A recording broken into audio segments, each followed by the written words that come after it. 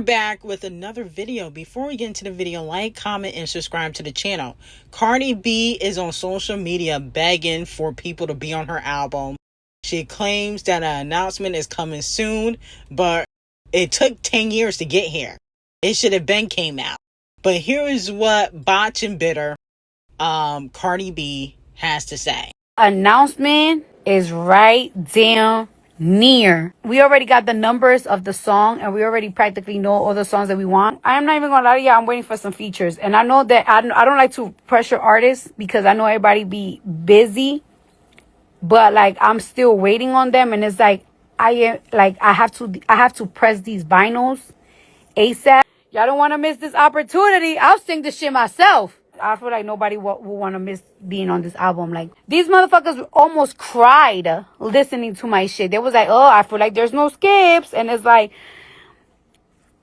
I'm telling y'all, like, I have to press these vinyls. I need these vocals. Where y'all at? Where these girls at? I really be taking my time because I really be doing 100 things. So that's why I don't like to pressure people. But it's like, listen, you don't want to miss this opportunity. Please be part of this moment because it's going to be iconic. Like you don't even understand how iconic this moment. This moment is for the books. These moments is for the fucking books. Like, Cardi B, clearly nobody wants to be on your album. That's why the vocals ain't in. She talking about it's for the bucks.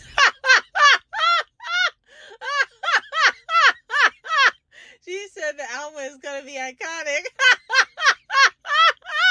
She is delusional, okay? Now, if you're wondering who she's begging SZA, she's begging Musty Walker to be on her album, okay? She's begging a few of the pop girlies to be on her album. She's desperate. She's looking for a hit, so you know she need collaborations because without another artist, Cardi B chances of actually charting is slim to none. And even if she do chart, it's not going to be on the charts for a long time. It definitely won't be considered a hit record. Because even, I think it was, the Dr. Miami record, that went top 10, but nobody cares about that record. Like, that wasn't a memorable record for 2024. I can't even quote one line. So with that being said, I can see why she begging artists to be on her album because they probably think that she a flop. Like, why would artists run to be on a Cardi B album in 2025?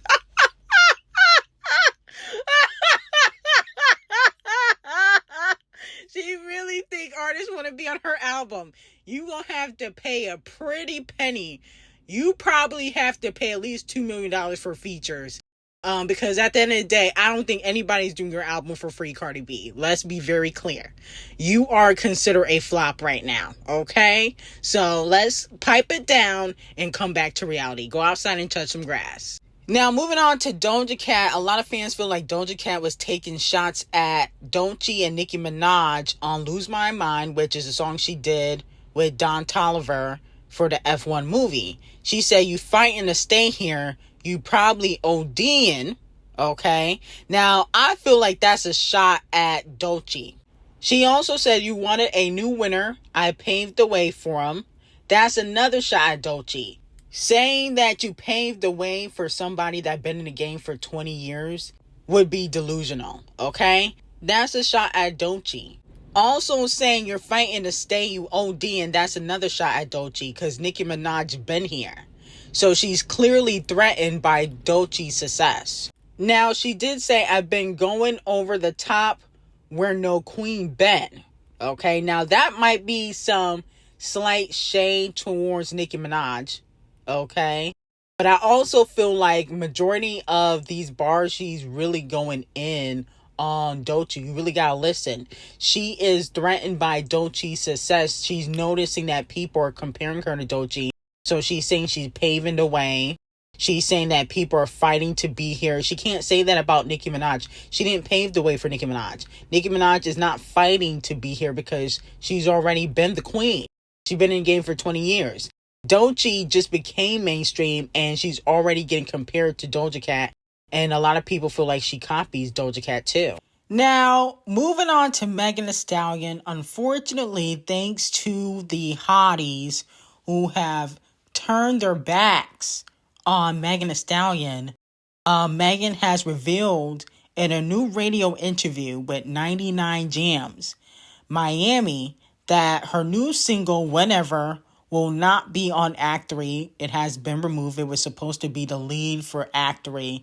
And unfortunately, it has been removed because you guys did not support the record. It also has been reported by Talk of the Charts that Megan Thee Stallion, Whenever, will be challenging a debut on the Billboard Hot 100. Unfortunately, they said that it might be at 100 or in the 90s, the mid 90s, that her new single Whenever will debut. Unfortunately, this is not a hit single for Megan Thee Stallion. Now, with that being said, I'm not shocked. I think Megan only thrives off of controversy. And, she has to attach herself to Tory Lanez. She has to attach herself to Nicki Minaj for people to really tune in. And because Tory's in jail and Nicki Minaj is paying her dust, she's unfortunately not able to use them. But that's the only time Megan Thee Stallion really makes noise, and there's really no shade. I suggest Megan Thee Stallion, like I said before, fire Doodoo on the beat. He's trash. Let him go. And stop trying to use Nicki Minaj as a way to get attention. Okay? Use your talent. Stop talking about your coochie in music. Talk about something more meaningful.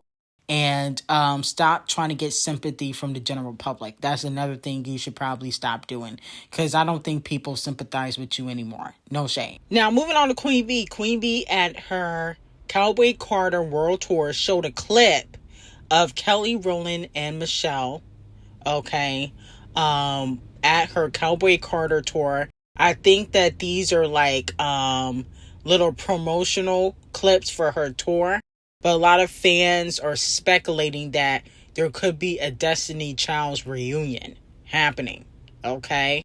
Because why would you put Kelly and Michelle, in a clip at your Cowboy Carter World Tour unless you were teasing something? But here's my thing. I also feel as though we don't really need a Destiny Child's reunion. No shade. I like Michelle. I like Kelly. But I just don't know if I care. Like, to be quite honest, I feel as though Queen B is bigger than Destiny Child's at the moment. No shade. She's bigger than them at the moment. And I feel like she would be doing Kelly and Michelle a favor. Because let's just be honest. Kelly, very beautiful girl, but when it comes to music, she's basically irrelevant. So I feel like she'd be doing Kelly and Michelle a favor. They definitely deserve the favor because they've been loyal to Queen B for years. Kelly has never publicly thrown Queen B under the bus, even though she probably could have. So I do think she's probably doing it out of loyalty. Like, they've had my back for years. But I just don't feel like I personally care. I know people will love it. The culture will love it. But I personally do not need a Destiny Child album. Okay? Now, moving on from that, Kung Fu Kenny sold out the Mercedes-Benz Stadium in Atlanta. Even some Atlanta artists have never sold out the Mercedes-Benz Stadium. Young Thug has never. Gunna Wanna has never. Who else is from Atlanta that hasn't sold out? There's a lot of them. But the point of the matter is, Kendrick Lamar, who's from Compton, sold it out. And he also brung out Playboy Bottom Pussy Cardi. I watched the performance. I thought the performance was terrible because all Playboy Bottom Pussy Cardi did was scream. I'm like, oh my goodness. See, this is how I know he don't have talent. He didn't even recite his own bars. All he did was scream into the mic. I said, oh, hell no. When I go see Kendrick Lamar, he better not bring Playboy Bottom Pussy Cardi. Okay? Because this was ridiculous. Okay? I honestly should really give Kendrick his lashings for that. I'm going to let it slide. But, like, that was just ridiculous. Now, they performed their collaboration, good credit, but there was nothing good about the performance other than Kung Fu Kenny coming out and saving the performance and the day. Because to be quite honest, I just don't think Playboy Bottom Pussy Cardi has much talent. So I don't want to ever see him pop out ever again for a performance. Now, moving on year. to Like, Scratch Off because and Cardi B. Did Scratch Off next year is gonna be betray my Cardi fucking B and sleep with year. Like, Stefon Diggs? this Let's has take been a the most listen weirdest to year what I the have ever people are saying experienced. in the Like, streets, aka I don't know what the fuck. Whackademics. He said Stefon Diggs. Oh my God. Stefon Diggs fucking another big Atlanta, top 3 Atlanta rapper. Bitch too. Hopefully I ain't give it away. He's smashing her mercilessly. You know what everybody keep telling me? The rappers be in their feelings. They trying to take cars back from their girls. They beefing with their girls. They doing whatever. Stefon Diggs, he keeping it P. Stefon Diggs, I keep and I'm not wishing no bad on him. If I'm hearing on how these rappers talk, ain't no way the only bullets he catching is passes on the football field. This nigga ain't catch one in real life. So Whackademics is saying that in the streets that even though Scratch Off is with 21 below average, she got a tattoo of 21 below average's real name behind her ear, that she is sleeping with Stefon Diggs. I mean, goodness gracious, how many people can Stefon Diggs sleep with? Carisha, Scratch Off, Cardi, and Instagram thoughts that he recently got caught with. I mean, goodness gracious. I hope Cardi B get tested. And if you guys remember, Cardi B was going off a few weeks ago about female rappers being in Stefon Diggs' DMs. Now, allegedly, from what I was told, she was talking about Carisha, because if you guys remember last year, Carisha was dating Stefon Diggs before, he started messing with Cardi B. A lot of you female rappers, y'all be so fucking thirsty. So thirsty. If y'all fuck better, I will fuck y'all niggas. But y'all be fucking, I will never put my pussy on that. But y'all be so fucking thirsty. And you know what be so funny? When y'all be starting them DMs, the be telling me all the time.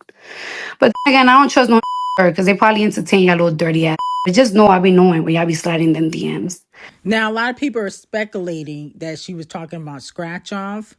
But she was really talking about Carisha. I do believe that Scratch Off is probably sleeping with Stefon Diggs. He's a good looking guy. He's very rich.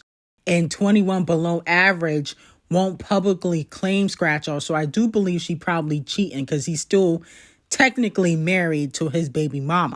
And I just don't think Stefon Diggs is going to throw Scratch Off under the bus. And I don't think Scratch Off is going to DM Stefon Diggs because she's with 21 below average. She don't want to get caught. She's very sneaky. Notice how she never get caught with 21 below average. Mostly because I feel like 21 below average, he's not really relevant. I mean, what paparazzi and people really walking around Atlanta trying to see him? No shade. But the point of the matter is, I do believe Scratch Off probably sleeping with other men. I'm sorry, I believe it. Because she probably feel away that 21 below average, it won't publicly claim her. So I believe it, but I think when she was going off, I think she was talking about Carisha, because Carisha's single, so she can DM Stefon without any consequences. Scratch Off can't. Now, Rob49 debuts the What the Helly remix featuring Scratch Off, G Herbo, Justin Bieber on Reggie's stream. Let's take a quick listen.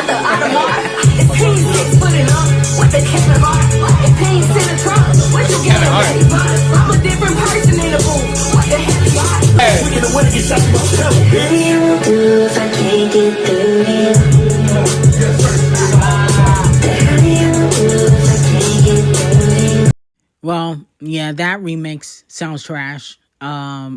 Scratch Off bars mid, like usual. And then why is Justin Bieber singing on this type of record? I mean, goodness gracious, these new artists can't do nothing right. Am I shocked? No. I mean, come on now. This ain't a record you should be singing on. Just stop. Justin Bieber just needs to go to rehab and call it a day. I'm so sick and tired of this man. He always ruining everything, okay? Including music and remixes. I mean, that's just not a record you should be singing on and changing up the beat. Like, come on now.